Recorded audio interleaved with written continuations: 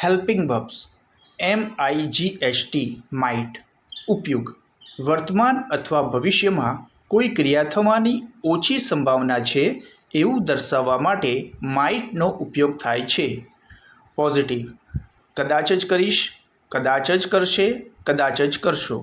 Negative કદાચ જ નહીં કરું, કદાચ જ નહીં કરે, કદાચ જ નહીં કરો. Positive structure subject plus might plus present form of verb means verb 1 plus object. Negative structure subject plus might plus not plus present form of verb means verb 1 plus object. Example: Radha કદાચ જ ગીત ગાશે. Radha might sing a song. Radha કદાચ જ ગીત નહીં ગાય. Radha might not sing a song. પપ્પા કદાચ જ નાણાં આપશે. Father might give money.